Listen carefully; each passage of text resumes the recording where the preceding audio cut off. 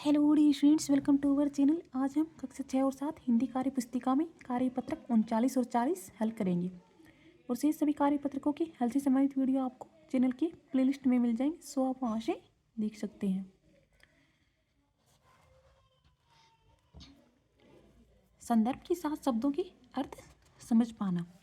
जिन शब्दों के एक से अधिक अर्थ होते हैं उन्हें अनेकार्थी शब्द कहते हैं। जैसे हार के दो अर्थ हैं, पराजय, हार मीन्स होता पराजय, और हार का मतलब माला भी होता है। नीचे लिखे शब्दों के दो दो अर्थ होते हैं, आप इनके दो दो अर्थ एवं उनका वाक्य में प्रयोग लिखिए। यानी नीचे जो शब्द दिए हुए हैं इनके दो दो अर्थ अपने को लिखना है और वाक्य में प्रयोग करना है।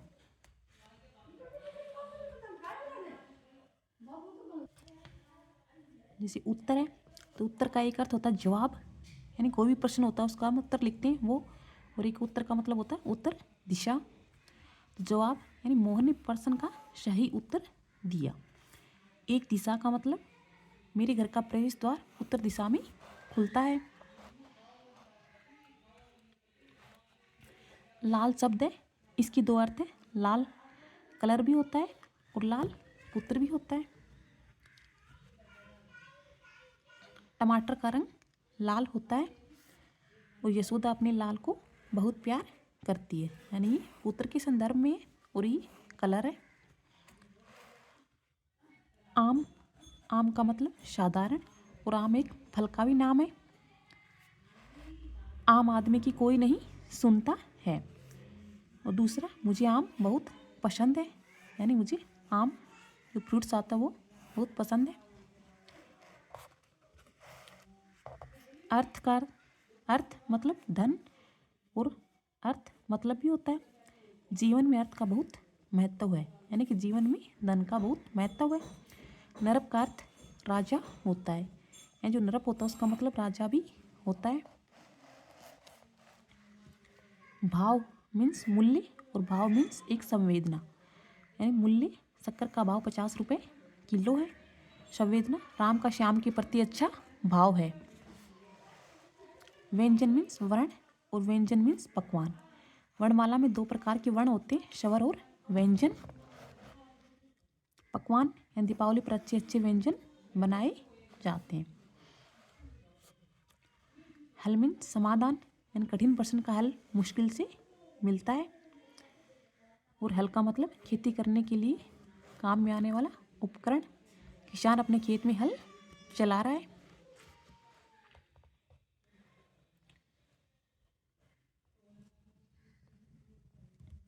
वार का मतलब दिवस और वार मीन्स हमला।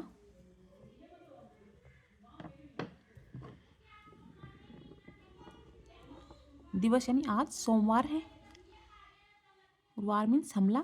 मोहित ने रोहित पर चाकू से वार किया।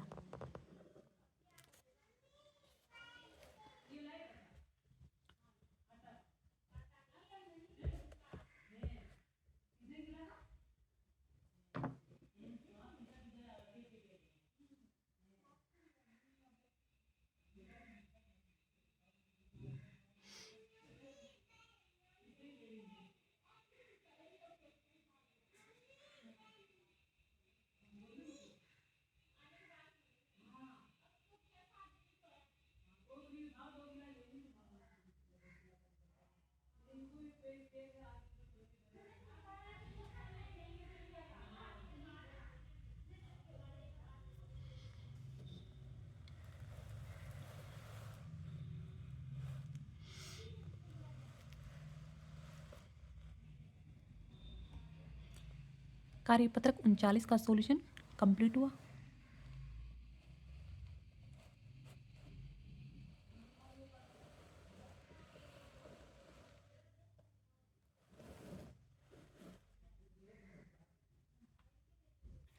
अब हम कार्यपत्रक 40 हल करेंगे। गद्यांश या पद्यांश को पढ़कर समझ के साथ उत्तर दे पाना, यानी गद्यांश दिया हुआ है, इसको पढ़कर अपने को प्रश्नों के उत्तर देना है। नीचे दिए गए गद्यांश को पढ़कर प्रश्नों के उत्तर लिखिए। यहाँ मेरा जन्म हुआ तब सब कुछ कितना अलग था। उसमें वहाँ भी सब ऊंचे ऊंचे घर नहीं थे, यह सड़क भी नहीं थी, वह सिनेमा का बड़ा सा पोस्टर और उसमें नाचने वाली औरत भी नहीं थी। सिर्फ सामने का यह समुद्र था। बहुत अकेलापन महसूस होता था। तुम्हें यहाँ लाकर खड़ा किया गया तो सोचो, चलो कोई साथी तो मिला, यही सही। लेकिन वो भी कहाँ। तुम तो मुझसे अपनी अकड़ के मारे बोलने को तैयार ही नहीं थे।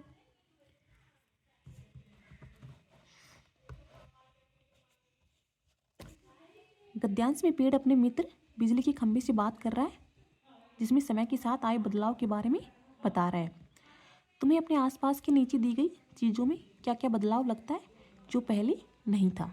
इस बदलाव के क्या कारण हो सकते हैं, ये अपने को लिखना है। स्कूल में क्या क्या बदलाव हुए हैं। स्कूल में बैठने के लिए फर्नीचर की व्यवस्था हो गई है। बड़े बड़े कमरे बन गए हैं। कंप्यूटर एवं प्रोजेक्टर लैब खुल गए हैं और पुस्तकालय से पुस्तकें ले सकते हैं।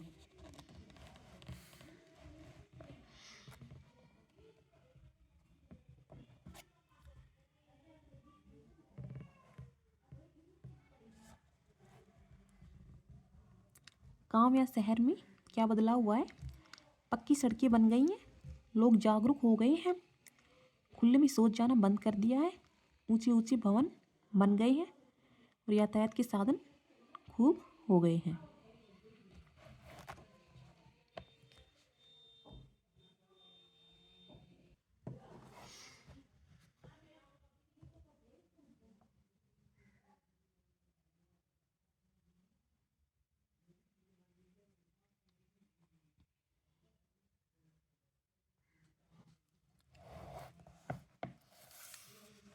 और अपने घर में क्या बदलाव हुआ है। घर में पक्के मकान बन गए हैं। उनमें TV, fridge, gas, washing machine, mixer, AC आदि आधुनिक तकनीकी का उपयोग हो रहा है।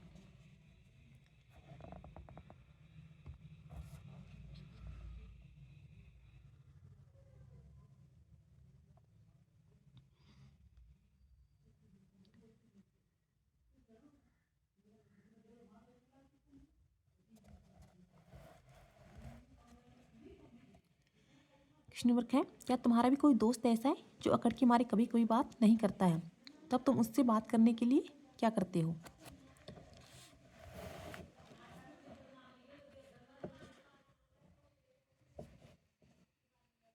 हाँ, जब हमारा दोस्त अकड़ के मारे बात नहीं करता तो हम भी कठिन परिश्रम करके परीक्षा में अच्छे अंक लाकर एवं सभी गतिविधियों में भाग लेकर उसकी अकड़ को कम कर देते हैं।